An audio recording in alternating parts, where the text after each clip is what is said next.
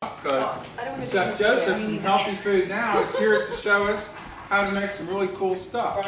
I went to the event at their place in Langhorne, and as I said in the Meetup intro, best hummus ever. This is black bean hummus. I'm going to show you how to make this recipe. I work with Healthy Food Now. They are my biggest client. Back in February I decided that after a bout with my diabetes and 4 years being out of commission and 5 amputations, the last being my lower leg, that I should probably start doing something seriously. So I started to try to get better, but I really wasn't doing anything right. And then I had a phone call from Gary Barron, who wanted to know if I could cook. Gary Barron is the owner of Healthy Food Now. Healthy Food Now is a web-based site where you no longer have the excuse that I don't have the time, so that's why I don't eat right. Because what we do is, I'm one of the chefs, and I'm the corporate chef also, is we have designed recipes and menus from Dr. Furman's beliefs and principles of nutritarian cooking. Everything has a nutritarian or a nutritional base behind it. And I thought, here goes another diet trend. Come on, I mean, you know, I've been through so many of them. I started liking the food and I started eating it. We've reduced my insulin by half, which is a big move for a diabetic. We got rid of one of my diabetic pills, we got rid of one of my blood pressure pills, and we got rid of my cholesterol pill. And I lost 34 pounds and I've never felt better. And kale is my best friend now. And I love it. I drink it in the morning, I'd eat it in the afternoon, and you know, I usually throw some in the salad at night too. But when we had the meetup, Mark liked the hummus. And this is a recipe from Dr. Furman. One of the things when you follow recipes, if they're nutritionally analyzed, which all of our recipes are, you don't want to change things like the amount of beans or the amount of items that are heavy in protein and heavy in carbs and things like that. And there is sugar, and there still is some of a salt that is natural in some products, but we do not use salt, we don't use butter, we don't use oil, I don't use sugar, I use no processed foods at all. We use a lot of nuts and seeds, and that's how we make everything. So today I'm going to show you the black bean hummus, really quick and easy, and then I'm going to show you 2 salad dressings. One is called Healthy Caesar, and by the magic of nutritional yeast put in there, you're going to think it tastes just like cheese. You'll never think that you are not having Caesar dressing. There's no anchovy in it, no fish. It is all natural products, and it just tastes damn good. And the other one I'm going to show you is a real natural one. It's a cucumber dressing. It's cucumber dill, and it's made with cucumbers, pears, avocado makes it creamy, and vinegar, and then you've got the dill and some cilantro in there. It is so healthy and so good for you. It almost is something you could take spoons of and eat. So let me show you the items that I have. This is black beans that I don't buy like Eden brand because they're so damn expensive. But at Giant, they have their own brand, Nature's Promise, and it's the exact same thing, exact same nutritional analysis, and that's what I bought here. These are organic black beans. Some people say, well, you don't really need to do organic when you get to your beans because they're in a pod, so the chemicals aren't getting in. Well, as the pod grows, the chemicals grow inside some of these beans. Not all. I try to keep organic, but sometimes some of them that I get fresh aren't organic, but I feel comfortable because they have been from a local farm. So if you buy local, you have a better chance. But I use organic. This basically is 4 cans. I want to make a batch so that you can eat. 4 cans that I drained, and I rinsed with a little bit of water. No matter whether it's organic or not, there may be the chance of sodium in here. So you always want to rinse your beans to make sure that you get rid of any of that excess sodium. That's why regular canned beans like Bush's and things like that, they are packed with sodium. Lots and lots of salt. Even the reduced salt ones have a lot. To make this recipe, this has to have some soy milk. You can use hemp milk if you have hemp milk or almond milk. I like soy when I'm making things that I don't want to interfere with the flavor because soy is, I use the unsweetened, is sort of a neutral flavor to me. Once I get into the almond, I guess because I drink a lot of it on my shredded wheat, that it, for me, gets to be too much of a flavor brought into it. I want a neutral flavor. I want the black beans, the garlic, to come through on this. The cumin, all those nice flavors, the lemon. So I'm putting, the recipes are available for all the things I'm making at healthyfoodnow.com. We just went .com this week. They've all been tested. I make these so many times, I don't usually follow a lot of the recipes. I just know them by heart. This asks for raw cashews. But when I was talking to you earlier, what I like to do is pour off that oil and get rid of even more of the fat. The cashew butter is what I like, but nuts.com is where I get all my nuts too for the business.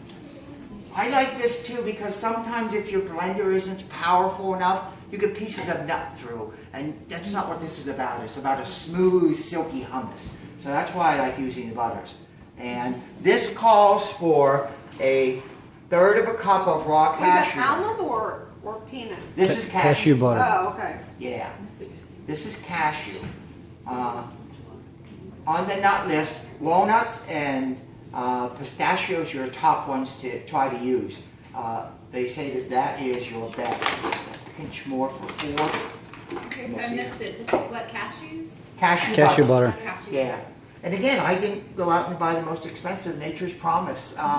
My problem is as soon as they have it on sale, I stock up like a dozen jars at a time. We are with a company now where we're going to go bulk, so we won't have that problem. Here's my favorite, nutritional yeast.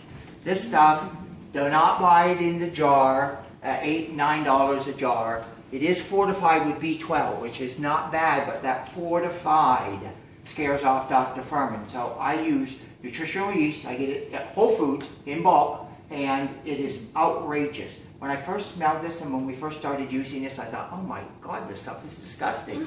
It is not. It makes so many things. I make a cheesy kale soup. There is absolutely no cheese in it because carrot juice and tomato make it look orange, and you put in the nutritional yeast, you would think you're eating a cheese soup. So this is the key to this. It's 2 tablespoons for a can. So I'm using pretty hefty here because we have batch times 4. And I don't mind being heavy on this because the nutritional value is good. And I'm going to put an extra in because I like it to taste cheesy. I was a Caesar freak. It has to have a lot of garlic, lemon, and cheese. And anchovy, but I got over the anchovy part of it. That wasn't a big deal. So I'm going to put that in there. And I brought you recipes today that I can show you by just putting them all in one blender. I think coming out and showing people all the different ways of cooking, if you start going through a whole bunch of different steps, the problem is you forget all of it and you never go home and make it. And when you taste this, you'll realize how nice it is. Now I'm rolling the lemons because I want to get the juice out of them. So I'm going to roll them and cut them in half, and then I'm going to squeeze juice. Now someone asked me one time when I was demoing this before, well, what about the lemon juice in the bottle? It's okay, but you want citric acid lemon to grab you. You want fresh.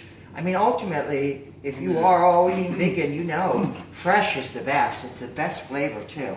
I'm going to go ahead and squeeze this through. I use my hands. You can use a strainer, but yours are doing it this way. I just can't change. You're catching the seeds and letting the juice go through. Now Mark had these and he was worried that they might be too old. What's nice sometimes when your lemons and limes start to look bad on the outside, they're juicier on the inside because they've broken down. The fiber is all broken down in there. So the membranes are giving you more juice. I love lemon juice, so I am going to definitely put a lot in. And if you really like the true flavor of lemon, the juice doesn't hold the most flavor. The skin does. The oils that are in the lemon on the skin, the yellow part only, not the white. The white is awfully, awfully bitter. Yeah, zester. What is that? Microplane it's called. You zest your lemon with it. Here, I'll put some lemon in. Show you.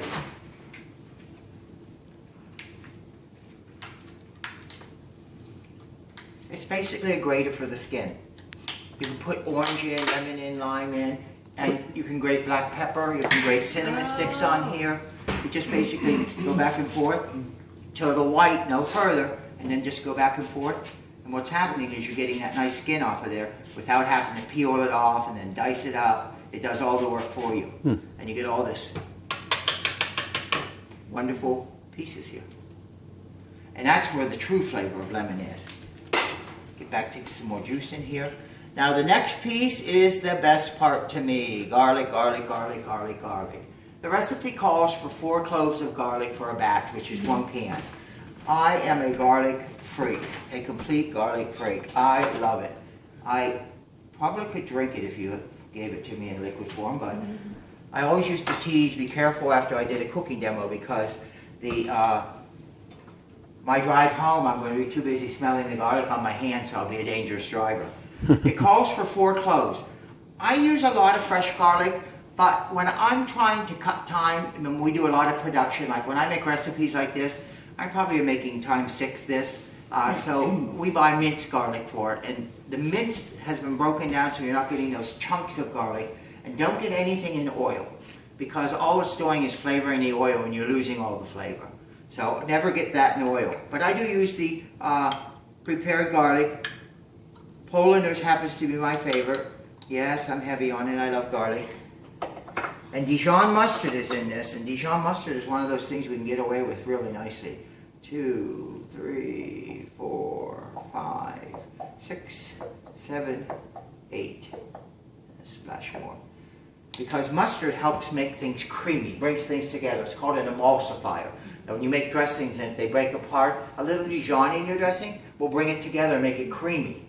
I think that's what a lot of people. Now if you want to, you can put some cayenne in here. I bought some cayenne. I'll put some in half the batch, so if someone doesn't like it real spicy, and then we'll go from there.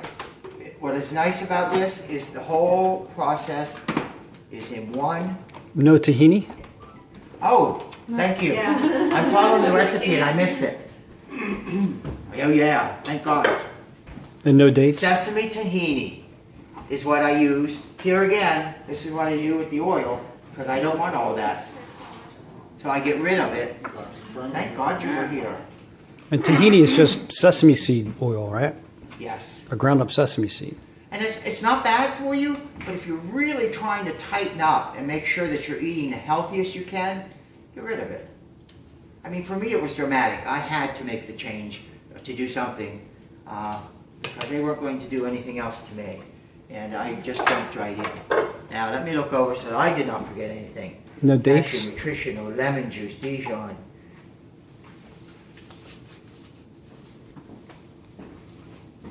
I'm going to put a little bit of the liquid aminos in, some cumin. Liquid aminos is sort of like soy sauce. It brings out a saltiness, but if you don't want any sodium, don't touch that. Don't touch that at all. I just put a little bit in there, and the cumin is one of the key items here. I love cumin, so I'll go careful on this and just put a little bit in here. That's a little. It has a smokiness to it. Remember, I'm doing times 4 of the batch. I say a little bit, I'm putting all that in.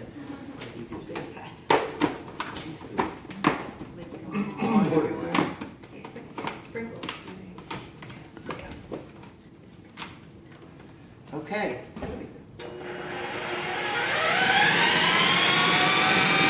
What's nice is how easy and smooth this is.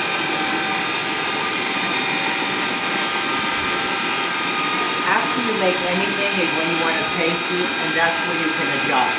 Maybe you like more garlic in it, maybe you like more lemon juice in it, depending on what your flavor is. I know some people who like to put cumin or cilantro in there because it brings out a very nice earthy flavor to it. Smell that? You smell it.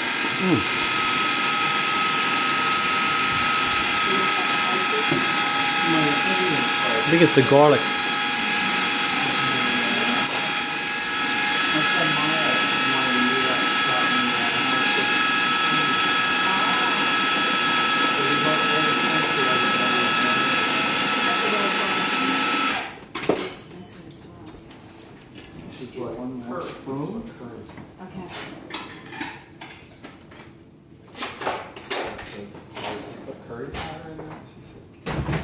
Now you can change this by adding spinach to it. You can change this by adding artichokes to it. I like a lot of chili powder in mine.